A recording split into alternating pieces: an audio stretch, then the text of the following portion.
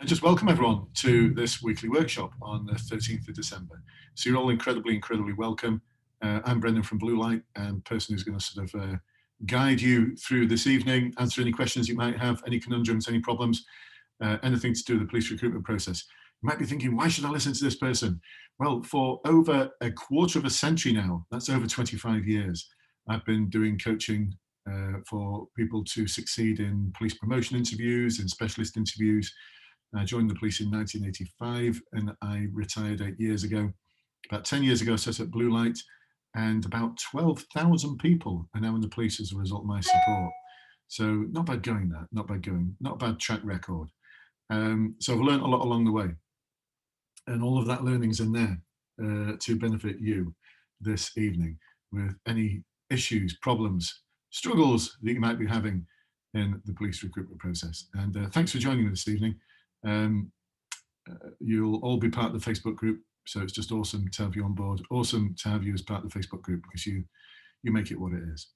So let's do some who you are and what you're struggling with. Hands up, and what we'll do, we'll form an agenda out of this, by the way. We'll put an agenda together, and then I'll make it last an hour, and we'll finish at 7, because I'm going to try and be really prescriptive with the time. So hands up if you've got a question, something you're struggling with, because that's why you're here. It's going to be a very short workshop otherwise. Joshua's going to start us off. Well done, Joshua. Just unmute yourself.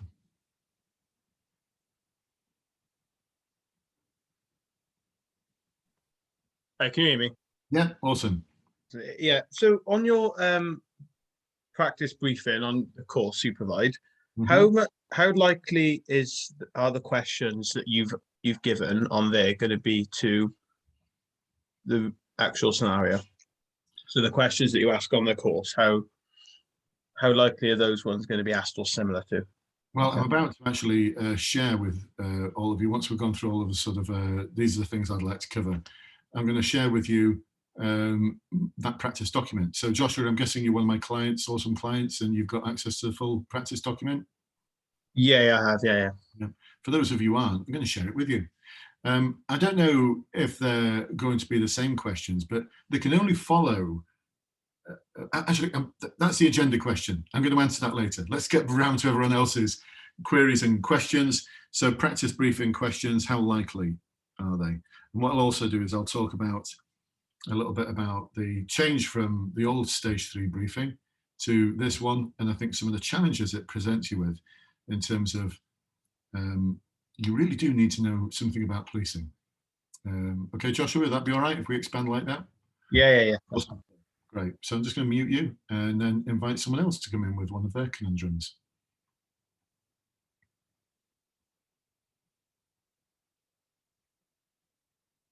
I can sit in silence all night, by the way, folks. I was a police officer for X number of years. It just says iPhone, but he's sticking his pen up there. So whoever you are, iPhone, if you'd like to unmute yourself and just share a little bit about what it is you're struggling with. Hi, Brendan. It's me, Moe. Sorry. Hey. Hi. Because I did my assessment about 3-4 months ago, and now they send me another email.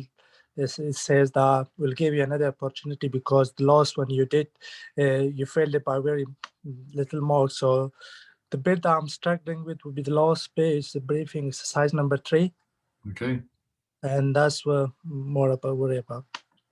All right. So, you were so close. And I seem to remember you're one of my clients as well, aren't you, Moise? Yes, I am. Yes, I do remember you. Yes. So you will have done the briefing, which was around the violent criminality, drug dealing, and homelessness. Yeah. All right. Got thumbs up. Yeah. It's changed. So it's changed to a noisy party. So, so I'm just going to let Matt in. Matt dropped out for a moment. So it looks like stage 3 is becoming a one to focus on. I put some explainer videos on the client only group, which will help in more detail than this evening, but I'll cover it off a little bit for you as to sort of thing to expect. All right, thanks, Moise. Who else have we got who's got some questions, some conundrums? Alexandra, well done. Hi. I just want to ask if on the written exercise, you'll be provided with the information at the beginning. Will that information be available all throughout the exercise, or you need to take notes?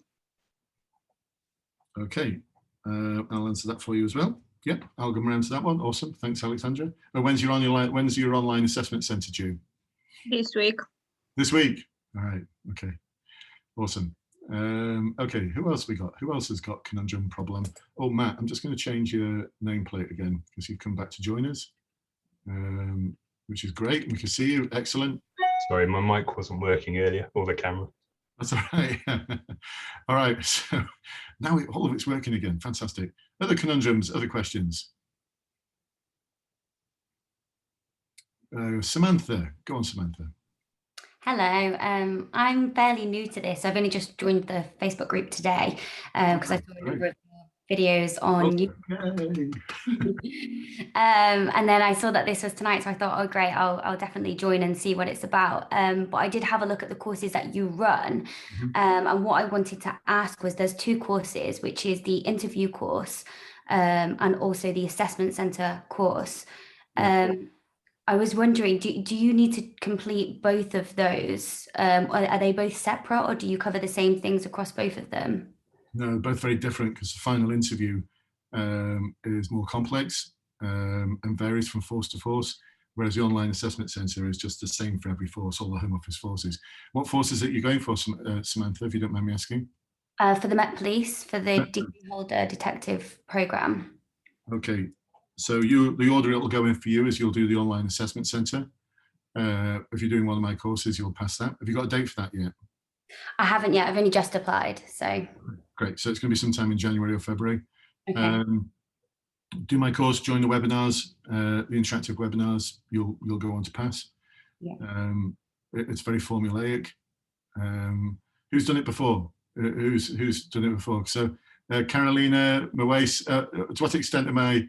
Matt's done it with me. So what extent would you agree with this comment? The online assessment centre is really formulaic. Follow Brendan's guidance and you'll pass on a scale of 1 to 10. Where 1 is, Brendan, that's rubbish that, and 10 is, no, he's spot on. Go on, show fingers. Carolina 10, Matt 10. Oh, Mawais he's a sort of a 7 because he just, we'll get you through it next time, Mawais. We'll get you through it next time. All right, thank you, folks. Yeah, it's very formulaic. Samantha, but then the next part is a verbal reasoning test. I don't do verbal reasoning with people because I'm rubbish at it, to be honest. And it's the same reason I don't do psychometric tests and math tests and all the rest of it that some forces introduces as add-ons. It's because I'm awful. I'm dreadful at those. I can only just add up and take away. I mean, that's the hardest math science to do in the police, and I got to the rank of inspector, adding up. That was it. Nothing above 100. So it's not that hard. I don't know why they introduced complex maths. But the next part after that is a detective interview that you're going to do. That involves an intro exercise and a briefing. That's tough.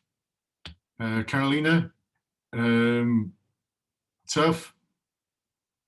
Yes, nodding. I agree. Yeah, but Carolina, you're going to be better prepared for it next time, aren't you? You're going to nail it next time. Yeah, it's tough. It is tough, and I know Carolina gave it a good go. You were, I think it was a bit of a, don't mind me sharing, it's a bit of a sort of confidence thing, wasn't it? That you just, I think you knew what you needed to say, but you just didn't get it over the line, did you? I hope you don't mind me sharing that, Carolina. Apologies if you do. No, she doesn't. I didn't think you would. To be helpful to Samantha. So, yeah, that's the order it goes in, Samantha. So really, one stage at a time, online assessment course and webinars. Okay, so that would be the first one to join, would be the assessment with the assessment course, and then move on to the interview. Yeah, do it in that order. Yeah. Thank you. Tough old process, that detective route. I'll mention the detective route as well, because I think it's interesting what's going on in different forces in respect of the detective route. All right, welcome to those of you just joined us. Richard's just saying, do my competencies on the application pack, any advice, please? So I can address that. Application and competencies. Okay, and any other questions? And we've got quite a lot there on the agenda, but Let's see if we can squeeze one or two more things in. Anyone else got any questions that they may have? Bethany and Carolina. So we'll go to Bethany first and Carolina. So Bethany, I can bring you in, please. Hello. Obviously everyone's gone about the assessment centre, but I've got my final interview tomorrow, so I was just here to see if I can get any last minute tips to help me. Top tips. What for, sir, Bethany? Durham. Durham. Ooh. I don't want to. What's the best way to put this? They have got a tough final interview. Oh no. Very much in the vein of how would you go about dealing with? What would be the biggest challenge you'd face in respect of? Okay. What sort of problem-solving methods would you use in the future? Things like that. I do believe, unless you changed things recently, that there's very little in the way of, can you tell me about a time when? Right. But I'll look at some forward-facing in a moment, forward-facing. Thank you. Awesome. Okay, great. Thanks, Bethany. And then over to Carolina. I'd like to also go through the in-tray assessment for the bolt-on, specifically how to structure the answers, because I feel like I messed up on that as well. My answers were a bit everywhere. Okay. All right. Because they give you a lot of information, don't they? Yes, they do. And then they bring more halfway through. So that just kind of put me off. Okay. I've put a new intro exercise in the interview course for you to, I don't know if you've seen it. It's an No, updated not yet. version. I'll have a look at that. Okay. So let me just make a quick note.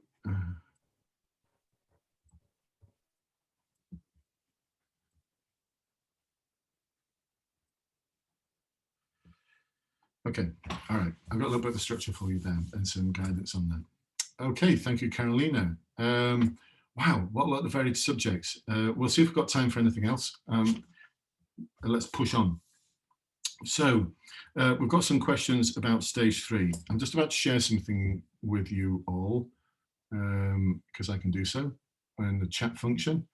If we can work out how to do it again. My computer, desktop, where is it? Oh, first of all, I'm going to share with you. First thing I'm going to share with you is the just for joining me, as a thank you for joining me this evening, the brand new direct entry detective in-tray exercise. So that's just gone in the group. Let's just share another one with you. And for those of you who aren't on my course, then you're welcome. These are the full versions, not just samples. So let's share that with you as well. So I'm also sharing with you the noisy party stage 3 briefing exercise, and that's what we're going to talk about now. So those two gifts for you. If you want to access them, download them now, because at the end of this workshop, they're gone. That's it. You can't click. There's nothing to click on. They're in the chat room. You'll see there's 2 there. One of them is the direct entry detective constable prioritization worksheet, and the other one is the stage 3 noisy party worksheet. It's the full thing from my course. So the stage 3 briefing, for those of you who are doing the online assessment centre, it used to be, oh, by the way, the first thing is that the College of Policing tell you in the guidance that you don't need to have any knowledge or understanding of policing to be able to do the stage 3. For those of you who have done that, the stage 3 already, to what extent is that a big fib? Whereas 1 is, no, that's the truth. You don't need to have any knowledge of policing whatsoever to do the stage 3. And 10 is, you seriously do need to know something about policing and how it all works. What do you think, folks? 1 is you don't need to know anything. 10 is you do need to know something. So Matt's giving it a 6. Joshua's a 5. Moes is a 10. Carolina's a 5. Bethany's a 7. All right, so there's no 1s there. I think you could probably get through it with no knowledge whatsoever. Well, actually, I'm not sure. If you want to score 90-something%, then you really do need to know your stuff around policing, problem-solving methods, how to engage with communities, national decision model, the sort of tools and powers that the police have access to. So the stage 3 briefing used to be an exercise where you would talk for a total of 36 minutes, answering questions about how in the long term you would work with partner agencies to deal with violent criminality, drug dealing, homelessness, all of that kind of stuff. The sort of stuff that I used to deal with as an inspector in Greater Manchester Police, not the sort of stuff you're going to be dealing with as a recruit. They've changed it recently. It is now about dealing with a noisy party. So I've given you a sample exercise there as to what I think it might look like. On the client only group, I'm busy putting explainer videos on there about how to answer a lot of those questions. So to answer your question, was it Joshua, how likely are those questions going to be the ones? Well, I've put this together based on what questions could they ask. You know, I do know from an ethical source that the scenario you're going to deal with now is a noisy party. It starts off as a bit of a noisy party, then it develops into something that's a noisy party getting out of control, the possibility of disorder on the street, a lot of people on the street with alcohol, bringing alcohol. The party is starting to look a little bit shaky. It's starting to look like something that could become a serious incident. And then the third development of it is it just becomes, from what I've heard from my ethical sources, something that you'd probably want an inspector there dealing with, not you as a potential recruit, because you've got people now encouraging others to assault the police. You've got crime scenes within the house where people might have been assaulted, or there might have been a sexual assault, or the party's now become completely out of control and needs dealing with on several fronts, including those of neighbours who are starting to get upset. I've not done the exercise, but my ethical sources tell me that that's pretty much what it's going to be about. So there's only certain questions they can ask you. So the questions they're going to ask you are going to be things like, what would your immediate consideration be? How would you collect information? Who would you collect information from? What sort of options would you consider to deal with this? What sort of actions would you consider taking next? What would be the risks involved? If you didn't deal with this properly, what could the impact be on the community? How are you going to ensure that you take a balanced approach to your actions? They can't be much else. I can't think of other questions they could ask you, because that's all it can be about. They're going to be fairly vague. The information they're going to give you is fairly vague, and you've got to talk for 3 minutes to answer each one of those questions. And I think that's the tough part as well, because a lot of people talk about how they find themselves repeating themselves over and over again, because the questions might be similar. Oasis, give me a thumbs up there. Yeah, there might be very similar questions. Sorry, let's just let Kim in. There might be similar questions like, what would the risks be now, or how would you manage the expectations of the community? But the thing to do with your answers is to adapt it to the developing scenario.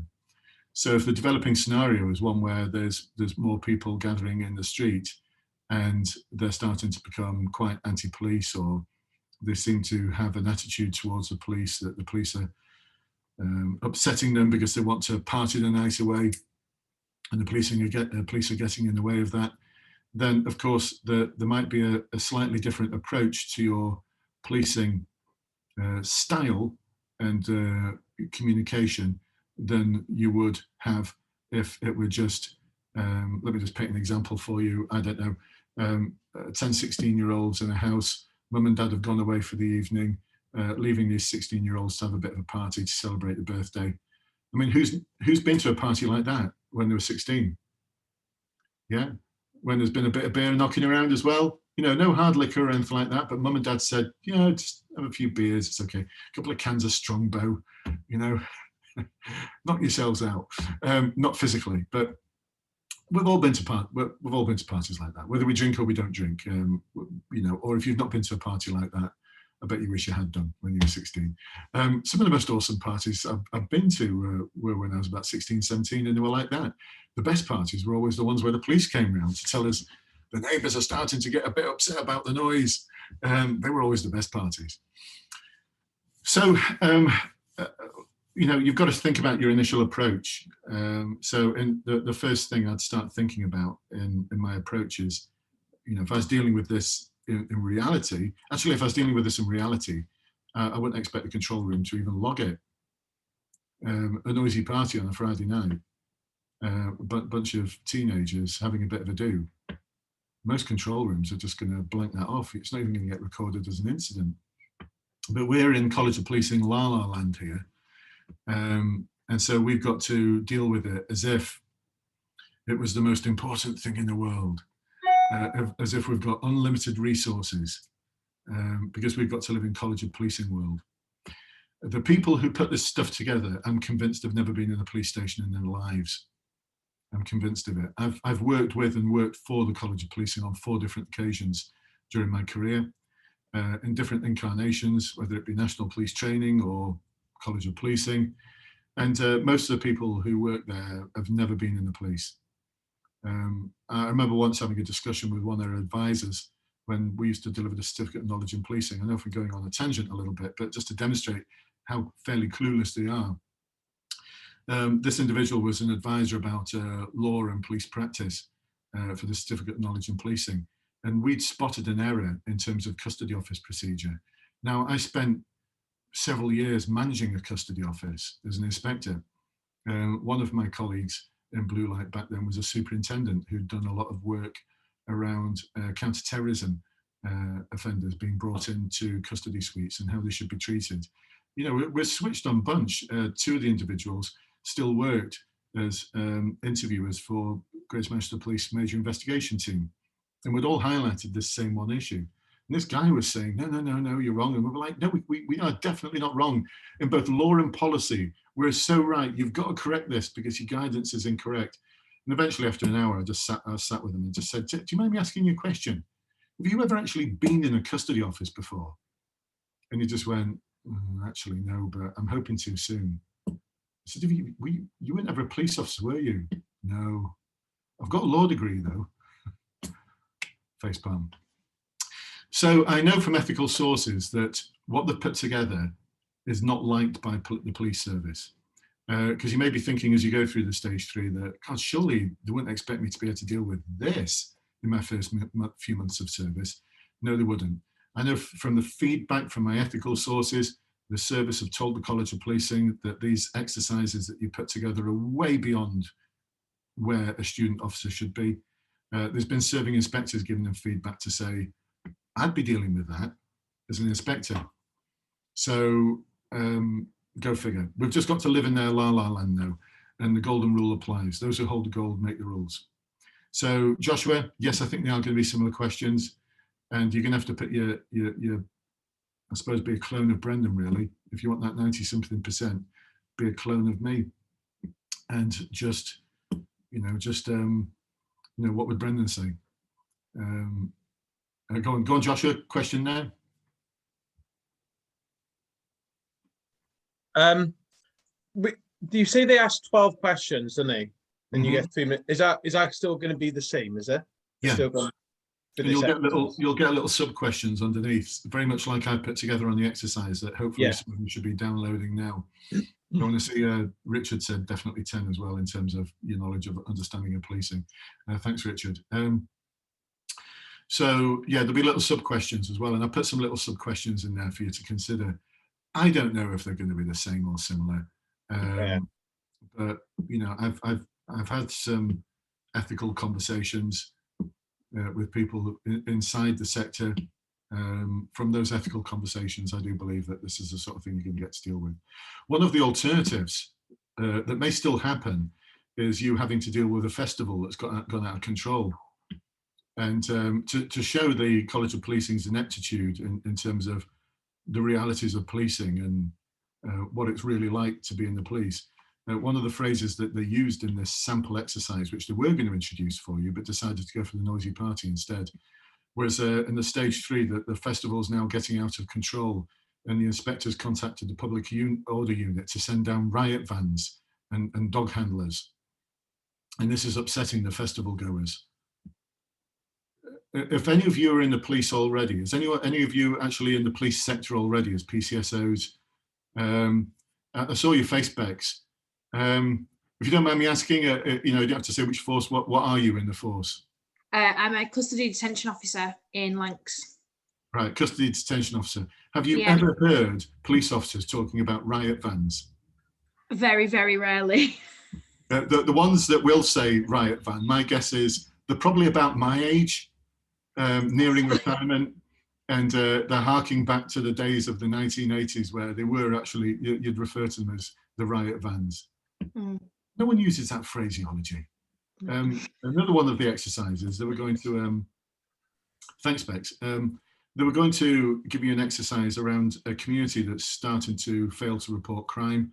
And one of the features of that community is that there are a high percentage of the individuals were from ethnic minorities. Actually, it's an ethnic majority in that community who are failing to report crime, and we're considering taking their own action to deal with criminals. What's that stereotype? Where does that come from? If that's not a stereotype of, oh yeah, black people and ethnic minorities, they don't report crime because they don't get on with the police. Oh, and they're likely to take vigilante action. What a load of nonsense. Anyway, you've been saved from those two things by some very wise individuals I know in the service who have basically turned around to the College of Policing and just said, you can't run those. It's just ridiculous. So they picked this other ridiculous one to run. Anyway, the golden rule applies. Those who hold gold make the rules. So it doesn't matter what we think of the College of Policing. They hold the gold.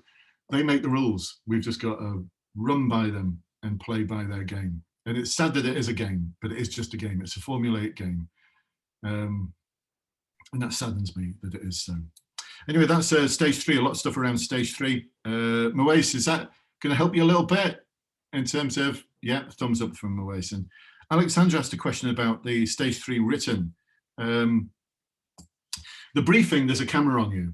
Okay, there's a camera on you for the briefing, so you're being recorded all the way through it. There's a camera on you for stage 2.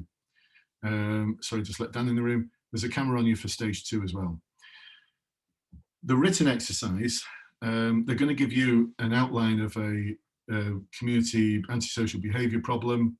It might be something similar to young people committing acts of disorder around some block of flats, and the community getting a really a bit pissed off with it now. There's graffiti and other forms of damage in the area. They'll give you some information about some red herrings about crime data showing that criminal damage is going down, which might tell you that criminal damage is going down, but it might also tell you that there's a lack of trust in the police and no one's reporting it anymore. They're going to give you all of this information. It stays on the screen, Alexandra. It doesn't disappear. It stays there. The guidance says you've got 40 minutes to complete the exercise in. That's not true, neither. That's another untruth. That's another big fib from the College of Policing. You've actually got 2 hours to do it in. You've got 2 hours. And one of the questions that people often ask me is, can I use notes? The College of Policing guidance is that you cannot use notes that you've pre-prepared before to do your assessment. Okay, they're very clear about that. I've got my notes in front of me. Can anyone see them? No. Would anyone like to look up and look down? Just look down. Alexandra, did you see it by looking down? No, it doesn't work. All you can see is what's in there. Actually, for the written exercise, there's no camera on you. There's no camera on you. The only thing was if the information still stayed on the screen, because with all the names and of places and everything, I was worried I might not remember all of them. But as long as the information stays on screen, I'm okay with that. Yeah, it's all on screen. The questions can't be anything other than the sort of sample questions I give you on the course. They're going to be around a problem-solving methodology. They're going to be around you collecting information and intelligence about the issue. The approach I advocate is one where you form a working group of professionals who've got a similar stake in the problem in the area. You do analysis of the causes. We go deeper than that. We start talking about the causes of the causes. So things like adverse childhood experiences. We look at impact issues, different methods you can utilize to engage with the community. to enable them as citizens to be the best versions of themselves they can be, to help support those young people, to provide them with a more positive things to do in the community, so that the problem solving is very much about enabling citizens to do the things that they're more than capable of doing, as opposed to just enforcement. So one of the things we talk about is building up into a pattern of something that I call TPAC, which you won't find anywhere else. It's just something I put together based on loads of different research and experience.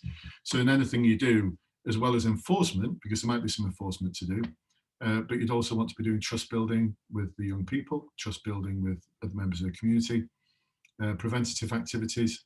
What are you going to do to, when you've analysed and worked out that there's things like adverse childhood experiences and the causes of the causes, what sort of interventions can you put into place to ensure that those are being resolved?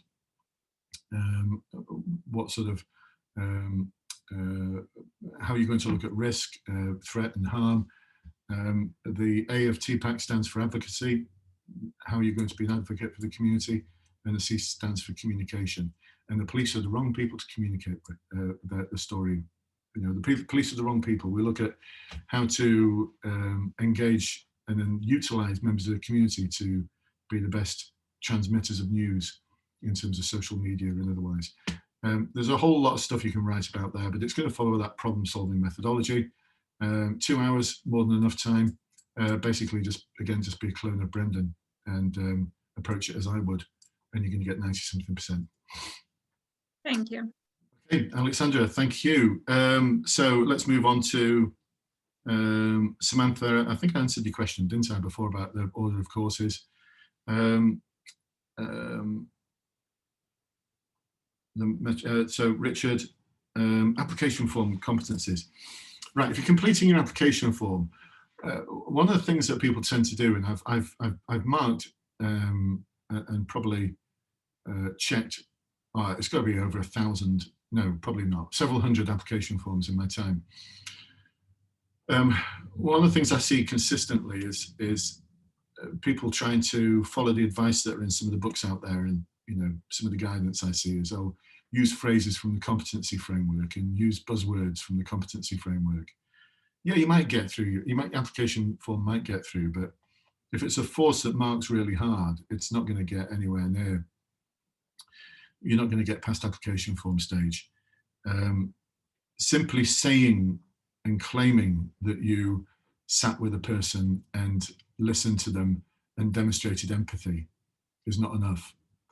Explaining how you did that is what they're looking for. So how did you demonstrate empathy? I approached the person calmly and professionally. That sounds wonderful, doesn't it? How did you do calmly and professionally? I adopted a collaborative approach with my fellow colleagues in order to achieve the organization's outcomes. Sounds brilliant. How did you actually do that though? How did you actually work with those other people? So describe how you did things. That's the biggest thing that's missing from application forms. Some forces like Greater Manchester Police even tell you in the question, please give as much detail as possible, even to the extent of what exactly did you say to other people. They want that level of detail. And it's the same issue with interviews as well. So hopefully, Bethany, this will help you here, is detail, detail, detail. They want as much detail as possible. Remember, it's the police and they love evidence.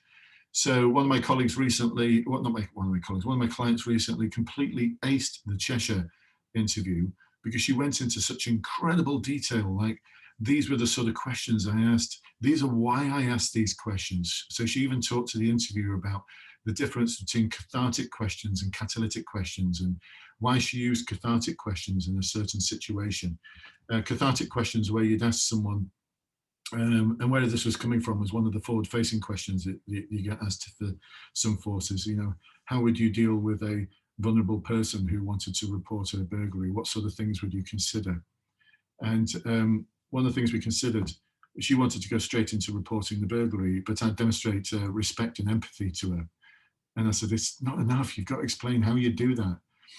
So eventually we started talking about, and she used this at the interview and she completely nailed it. how she would start off by, first of all, introducing herself and making sure the person knew she was there to help her by saying, I'd say things like, my name is, I'm here to help you. I'm a police officer and I'm here to help you. I'm here to help you through this. I'm here to make sure that all your questions are answered and that you feel as comfortable as we can help you be. And then before she'd even investigate the burglary, she talked about in detail, the sort of detailed questions she'd ask her is just things like, how are you feeling at the moment? And then she'd listen carefully to the woman's response. And she'd be gauging the non-verbal communication from the woman with what she actually said. Oh, I'm okay, dear. And there's a little tear coming down her eye. Or her hands shaking. Oh, I'm okay, dear, I'll be fine. That's an indication that all is not as well. Well, that's okay. Why don't we sit down and I'll make you a brew. Has anyone been in the kitchen? No. Okay, no one's been in the kitchen area. Let's go in the kitchen. There's no forensic damage there. There's nothing we're going to damage in terms of the scene. And this is your opportunity now to be professionally curious. I'll put the kettle on for you. You take a seat. It's your opportunity to open up all the cupboards in the fridge. What's in there? Is there food in there? Is it cold? Is she wearing 6 jumpers? Is the heating off? You know, it's our opportunity. All of this is our opportunity to do vulnerability, safeguarding, checking on the welfare of the individual before we even get round to dealing with the burglary. The burglary is a red herring. Detail, detail, detail. Is that making sense? I can't remember who asked that question. Oh, sorry, Richard. It was about, I was talking about detail in the application form. Application form, interview, detail. Detail, that's what they're looking for. The woman who used those examples, and we'd done some one-to-one coaching, and she really went to town on it, and she thought she was going to get into, she wasn't sure about it because it sounded a bit weird. She said talking about this sort of thing in an interview sounded a bit weird, but an hour and 15 minutes into the interview, they'd only asked her 4 questions out of the 6 or 7, and they just said to her, we've got more questions to ask you, but I think both of us would agree. I don't think there's any need to ask you any more questions. Well done. They actually told her she'd passed there and then. We don't need to ask any more questions. That's where we want to be, folks. So, Richard, I hope that helps answer your question there. Detail, detail, detail, detail. And it sounds a bit weird talking like that, but that's the level of detail that's needed. That's the level of detail that's needed.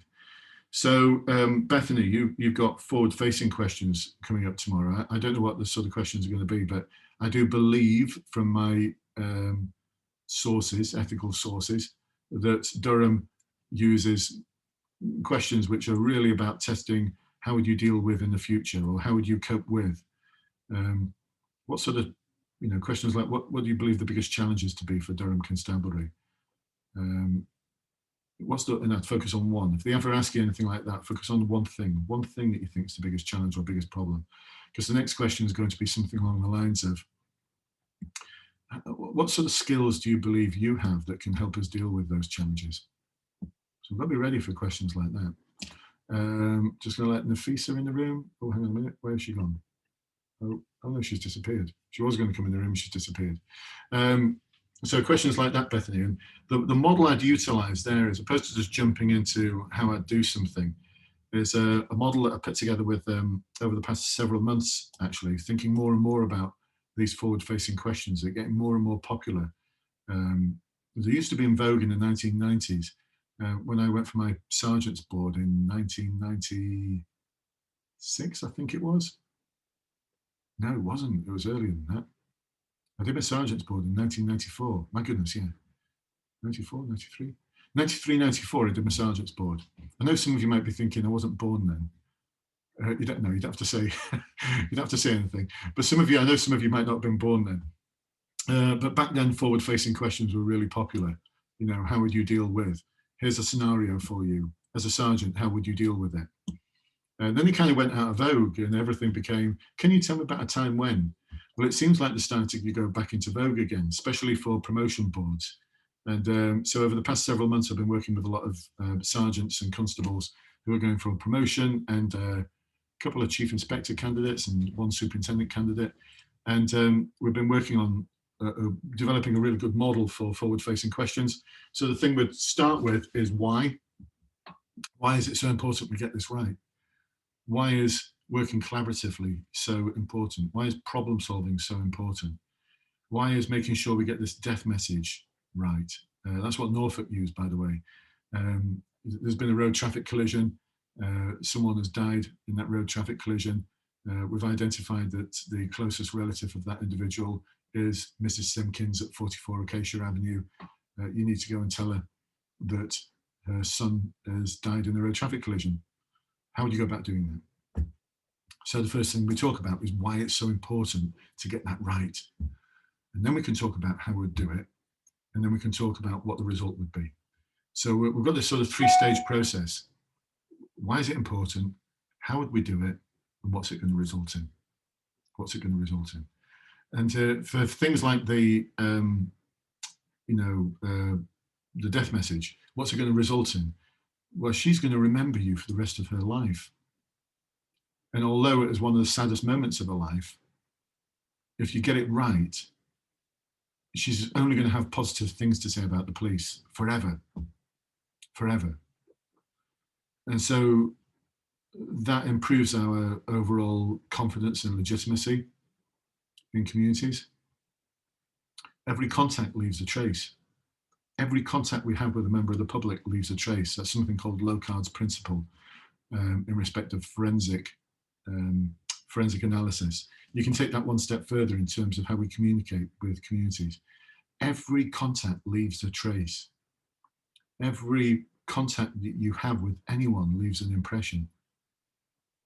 And one impression at a time, we build up the confidence in the police and the legitimacy of the police so that we are a part of the community as opposed to apart from it. So that would be what it results in, Bethany. Bethany's busy scribbling away here, thinking, gosh, should I remember all of this for tomorrow? So Bethany, I think that if you're still tuned in, yeah. I think Durham, if we think about what they're known for being really switched on around problem solving. They're known for being pretty switched on around their engagement with communities. They're known for being pretty switched on in terms of their ability to develop strong relationships with partner organizations. They overachieve on every inspection from Her Majesty's Inspectorate of Constabulary. They are the top performing force in the country by a long way. And they do this by a relentless focus on problem solving, on dealing not just with the causes, but the causes of the causes. And that's what they're known for. So give as much detail in your answers as you can. Whatever knowledge you have and understanding you have about partnership working, problem solving, bring it in. They'd expect you to be able to talk about the OSARA. They use OSARA as opposed to SARA, that you'd have some form of objective in terms of your problem solving. Your scanning, how you'd go about doing that, the analysis, the response that you put in, and how you go about assessing your progress, and how problem solving should be complex and messy at times, because every partner agency is going to have a different perspective on what the problem might be. So let's just take homelessness as an example. The police may see it as a crime issue. Mental health practitioners will see it as a mental health problem. Housing officers will see it as a homeless issue. Drug and alcohol addiction services will see it as a drug and alcohol addiction problem. Those who work in employment services will see it as a direct issue of being unemployed. If you are an advocate for the military, you'd be saying, well, there's a significant proportion of people who are homeless who are ex-military personnel who are struggling with PTSD. So you can see how the lens which we look through can guide how we see that problem or view that problem. And there's going to be disagreements because these are complex and wicked problems where not everyone agrees. And so that's the sort of thing I'll be talking about, Bethany, with your interview, if you're asked any questions about this. Is that making sense, Bethany? Yeah, very helpful. Thank you. Yeah. So I hope it's not causing you. I hope it's not causing you a wobble or anything at this later stage. All right. Well, better. Well, at least you can chuck this stuff in tomorrow, and see what they make of it. Go on, you had a question? Would you need the structure of CUDSAR in any of the questions that they'll ask? I would, you're clearly on one of my courses, or you've watched a lot of my videos. This. Oh, the book, yay! What, you mean, where's my, I'm sure I've got a copy somewhere. There it is. This, by the way, folks, is called a shameless plug. So thank you for buying the book, investing in it, Bethany. How have you found it so far? Very helpful, especially for the assessment centre. So everyone that's got the assessment centre, I'd get this. Awesome. And get one of my courses as well, because that'll really bump. Now, so CUDSA, yeah, if they ask any questions about how would you deal with, so for example, it might be a colleague who says something inappropriate, then CUDSA's perfect for it.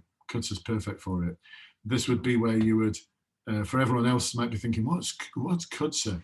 So if you're asked a question, Bethany, about if you were to hear something from one of your colleagues that was inappropriate, and today actually in some of the one-to-one coaching, not in some of the one-to-one coaching, in the one-to-one coaching I was doing today, it was with a client who actually had dealt with something, because she's actually in a constabulary. She dealt with some misogynistic behaviour. It was a wolf whistle in the canteen. What was going through the head of the individual, I really do not know. And so we talked about how she would deal with that, and she had live data that she could allude to. So it wasn't just a sort of how would you deal with it. She talked about why it's important in terms of the organisation's reputation, the victim of the misogynistic behaviour from their perspective, from your perspective, also from the perpetrator's perspective. Things like if there's the standard you walk past is the standard you're prepared to accept and the standard you become. So if you don't deal with it, then you become that standard as well. So we discussed a whole load of stuff, but then ultimately she went into CUDSA. And then she actually did use CUDSA. She'd been on the course and she did use CUDSA as a method of dealing with them, and she said it just worked perfectly.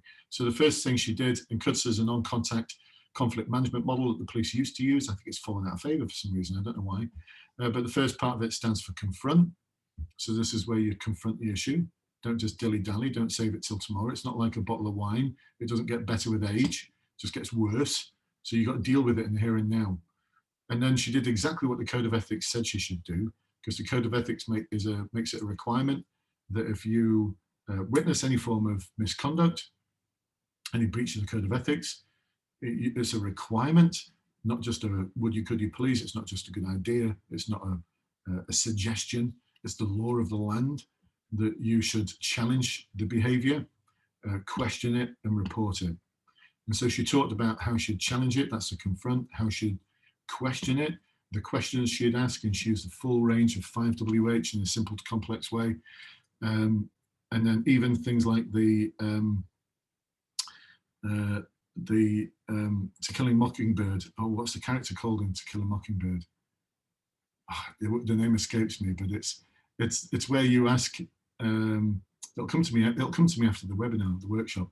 It's where you ask questions about how would you feel if you were the person on the receiving end of that behaviour. And she used all of those, and then she defined back what she believed the problem to be. This poor individual who she challenged was quaking apparently at this point. And then she made it really clear that the solution is for him to say sorry, not because I'm telling you to do, but because you feel as though you should do, apologise for your behaviour. And I'm left with no other choice but to report it to my supervisor, because he breached the Code of Ethics. This behaviour is not acceptable. And so she did, and she put it in writing, she reported it. After that, she assessed and monitored. The next day she went back to him and just said, just to let you know, I have reported it. You will hear from your supervisor. But I just want to check in with you to make sure that you understand why I've done that. And make sure there's no bad air between us. And there was. And eventually he left. Apparently he just left the police. That was it. He decided to leave on his own accord. Apparently it wasn't the first time. So there's that's CUDSA's perfect for it, Bethany. Anything like that involves conflict, or anything that involves how would you deal with an angry person, How would you deal with someone who disagreed with you? Kutser, every time, every time. And it's perfect for it. It's perfect for it. If you go through that model, there might be some interviewer there who'll recognise that you're kutsering them. If you see a little smile, it's because they know that they're being kutsered. And they might be thinking, I remember that from my public order training in the 90s. Who knows, who knows? Does that help, Bethany? Yeah, thank you, very helpful. Awesome, thank you. Let's see what else we've got. Carolina, you were talking about the in-tray and structuring answers. Carolina, before you, have you got a date for your next detective thing? No. When you get a date, can you reach out and we'll spend 15 minutes just going through it? Because, you know, I don't want to embarrass you or anything, but you're one of my super fab clients, and I want to make sure you get through it this time. So give me a shout, and we'll spend 15 minutes just going through a very detailed structure. But you've got your head around the Eisenhower matrix. Yes, give me a thumbs up or a thumbs down. Yeah. You've got your head round. There's some things that you need to do in the here and now. You've got your head round. There's some things that you can delegate to others, and they need to report back to you. There's some things you can diary for tomorrow, but then they need dealing with tomorrow. There's some things that actually aren't for you to deal with at all, but they might be urgent and important to another part of the organization. Yeah, you've got your head around all of that. So that's the prioritizing. This is where I'd say, this is how I'm prioritizing this incident. This is my rationale as to why it's important. And then you've got the next part, which is how you would deal with it. How you deal with it. Now, I think one of the challenges that you've got in this exercise is connections. And then the brand new version I've given you, I know it's not as complicated as the real thing, but I don't want to scare you all off. I want to make sure your heads are in the right place in terms of being able to prioritize, why it's important to prioritize, because everything can't be a priority. If everything is a priority, then nothing is. All right? Is that making sense, Carolina? I can see you nodding away. So the next part of the structure is the how you go about dealing with it. And this is where I think bullet points could come in for you. So it would be my intention, based on this, it's my intention to. And this is where I think you might have struggled last time, is that there's a need for you to be really detailed about how you go about doing that. So, you know, how would you approach the sergeant in charge of the neighbourhood policing team to seek support? What sort of considerations would you have to what other workload they might be going through at this moment in time? How would you try and make your request as easy as possible for them to say yes to? I think those are the sort of things we need to focus on a little bit more. Is that, give me a thumbs up or a wobbly thumb or a thumbs down? Thumbs up. All right. Let's have a 15 minutes, Carolina. Give us a shout before. It's it's free of charge for yourself. Give us a shout 15 minutes before. Not 15 minutes before you do it, but we'll have 15 minutes before you do your in-tray, just to go through that, just to square things off and to spot the patterns as well. To what extent did you spot the connections last time? Would you say, based on a scale of 1 to 10, or just tell me now, to what extent did you spot the connections last time?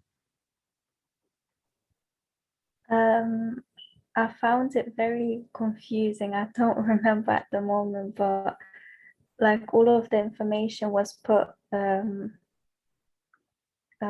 a lot of pages, and it was very hard to kind of directly write about each point. So I feel like I just got lost and I just started writing, and I didn't know what I was just trying to write everything in my head, and I feel like in the end it was just all a mess. Yeah, it's too much. They're going to overload you with data, but you know that because you've been there. Yeah, they do. Yeah, you've got to be able to cut through that data and work out, right, that's important, that's important, that's important. And then write about those things, and especially where you can connect things.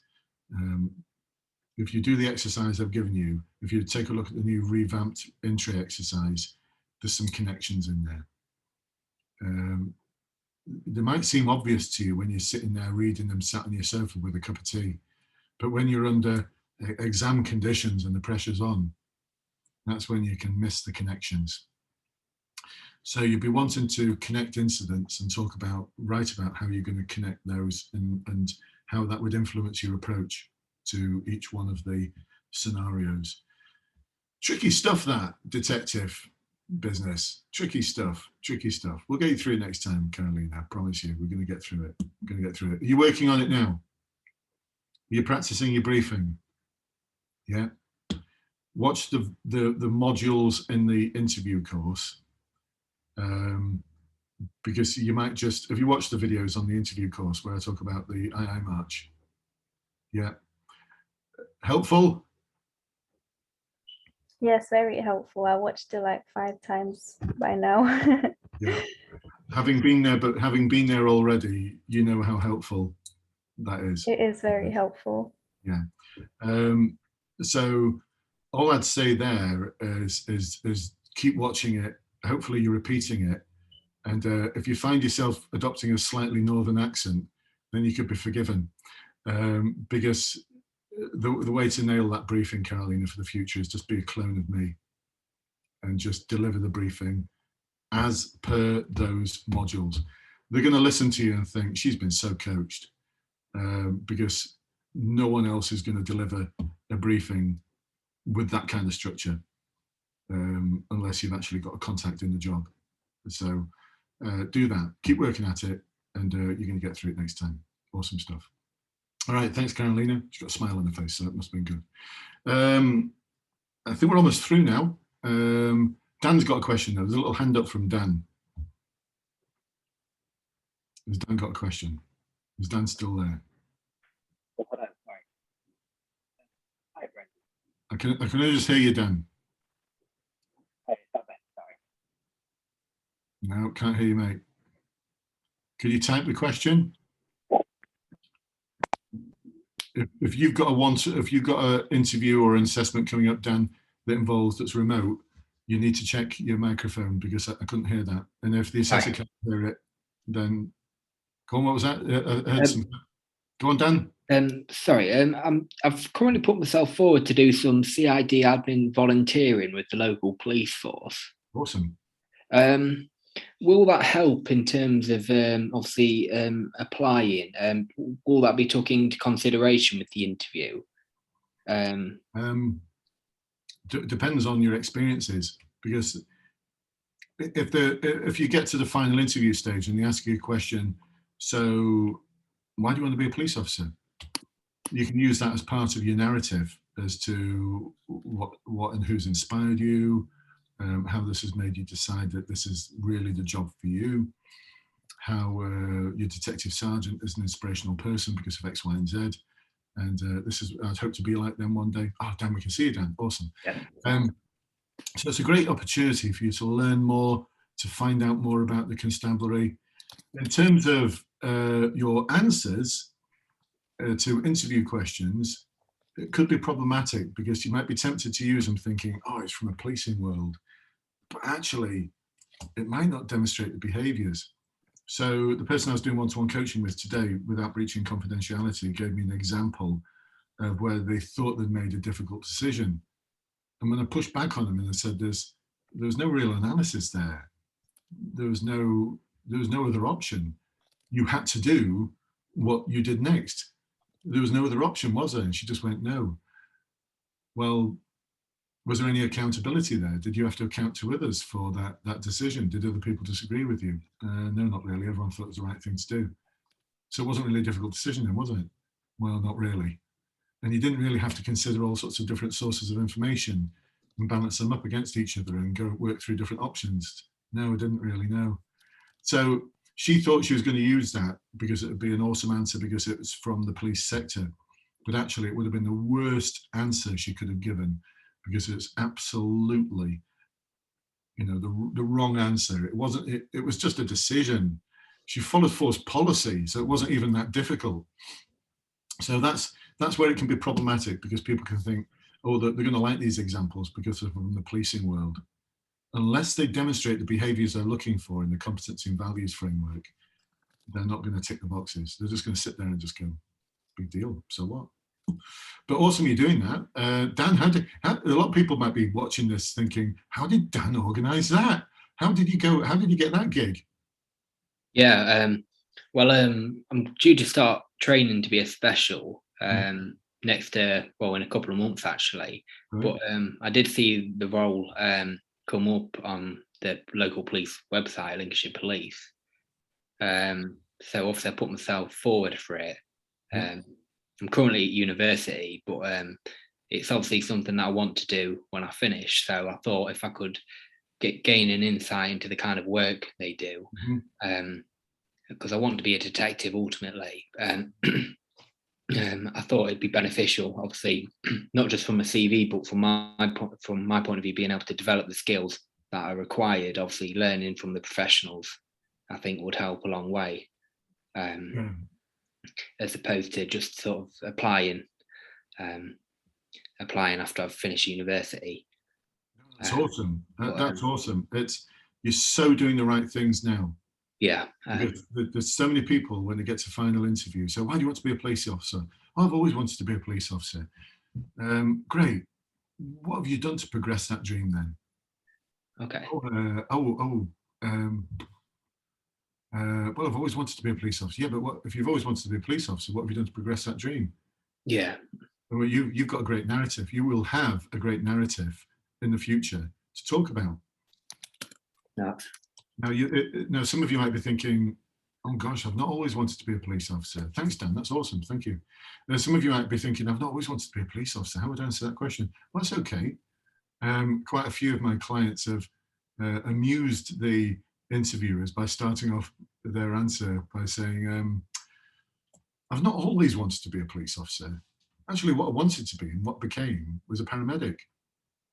But about a year ago, and then they talk about that thing in their life, that one thing in their life that happened. It's either something happened to them or something they witnessed or something they were inspired by that planted the seed and made them think, I want to be a police officer.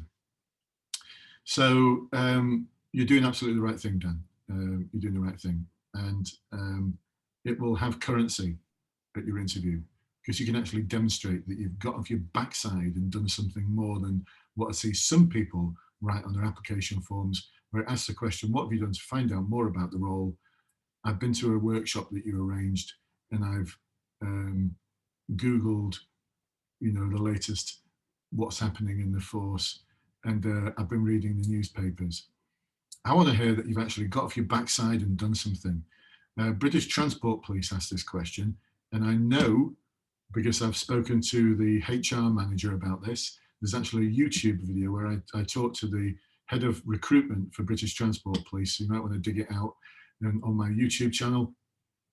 And I'm sure on that interview, or it might have been outside the interview, he told me that we actually assign extra marks for people who've said that I arranged to go and visit a police officer at one of British Transport Police stations and spent an hour talking with Sergeant Jones, or I managed to go on a walk along around the station with PC Armstrong just 2 months ago. And what I learned from that was, and what I really liked about it was, and what inspired me was, they actually give you extra marks for that because it demonstrates that you really, really are committed to joining the police, that you've got off your backside and you've done something proactive about it. So, Dan, that's awesome what you're doing. Great. Great stuff. All right, I'm looking at time, folks. I did say 7 o'clock, didn't I? So I'm going to say, has anyone got one more big question? Moise has been like, no, me. So I'll come to you, good self, Moise. Hi, Brendan. So my last question, I'm just going to ask, because I did my assessment in June. I passed the competency-based interview and I failed the briefing exercise. I wanted to ask, is it okay to use the same scenarios I used for my last assessment because I passed it? Would that be okay? Absolutely. It's very formulaic. You know what the questions are going to be. You knew what the questions were going to be like before you even went into it because you're one of my clients. You knew how to structure it. You knew how to fill the 5 minutes. You passed it. Use the same scenarios again. But don't be complacent. Keep practicing and think, what can I do to improve this answer, especially around the detail of the how. How did you go about doing the things that you said you you did. So it's not just about what you did. It's like it's talked about before. There's no point in saying, so I sat next to the person concerned and listened to them empathetically. You know, sounds great, but means nothing unless you explain how you did empathetic and how you did the listening. So don't get complacent, focus on improving your answers, and then use the same examples because you know they've worked before, they're likely to work again. But bear in mind that everything in police recruitment is subjective, that one assesses, oh, that's really good, might be another assesses, that's okay. So we've just got to be cautious of that. Excuse me, whenever you introduce people, there's always subjectivity. And even lost the briefing, the reason why I failed, because, well, there are two reasons. One, because I left to the last minute, all of them. So I did the first one, second, third, and I was tired as well. I just wanted to finish as soon as I could. And the next thing, because with the briefing, I felt like I would just keep repeating myself. And I think that's the two reasons why I failed the briefing. Yeah. So, yeah. Follow my guidance in the client-only group. I'll get it all transferred over to the online course at some point when I'm happy with it all. But some more updates for me to do around the stage 3 briefing. Just things like how you would approach angry individuals, how you would manage multiple issues all at once. Things like, you know, if you've later on when the noisy party gets out of control, you've got issues in the house, you've got neighbours to manage as well, and you've also got potential of street disorder, and you've got safeguarding issues to manage on top of that. There's a lot to deal with. How you're going to prioritise it, how you're going to manage it, use of things like hot debriefs, a pile of stuff that you'll have so much to talk about that you'll find that you don't need to repeat yourself. So already there's a video in there about using the 4 E's as a communication style, and also the 5-stage appeals process. So if you're asked how would you approach these individuals, how would you communicate with them, you've got 2 different examples you can utilize there. One of them is sort of pre-enforcement and one of them is at enforcement, the enforcement stage. So fill your boots, Moise, fill your boots, just go for it, become a clone of Brendan and nail the stage 3. Dan, was that another question from you, Dan? Are we going to let that happen? We're going to let another question happen, folks. Go on, Dan, go on. Apologies, I just joined late. So in regards to the assessors, who marks the police applications initially? Varies from force to force, but it will be, it could be an outsourced function that a force uses. I know the Met Police use, what they're called now, Penna, who are based in South Wales. That's why whenever you ring them up, you always think, hang on a minute, everyone seems to have very Welsh accents. It's because they're actually based in South Wales, based in Cardiff somewhere. So the Met Police outsource everything. Other forces will do it in-house.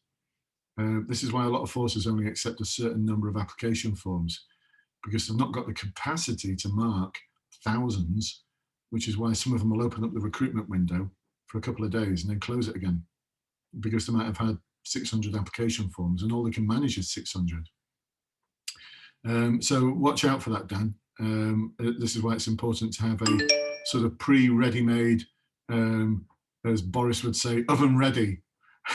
Did I really say that? Forgive me, folks. An oven-ready application form. So have one ready to go.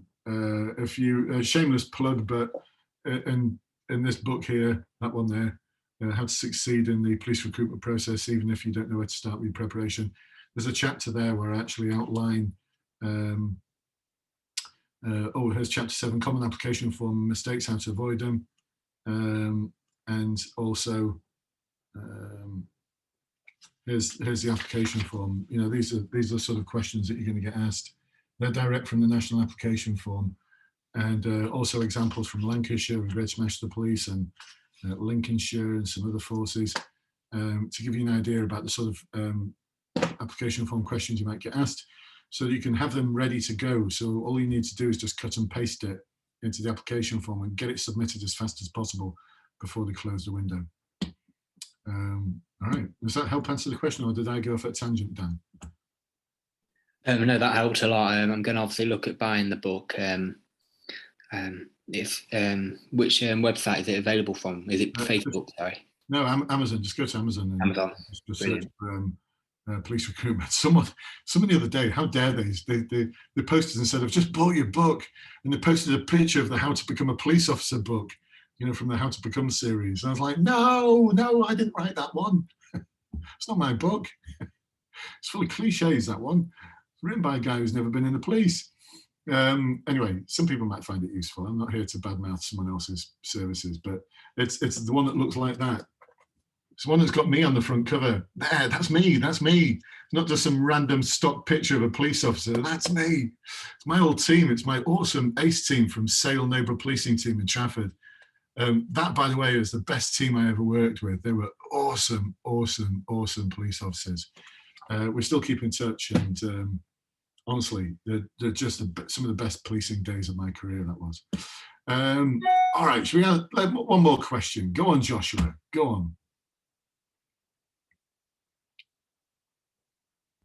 Yeah, just quickly. So in your training that you give on the courses, you talk about planned and dynamic risk assessments and making sure that like the safety of the officers is also paramount, as well as checking like CS spray and stuff.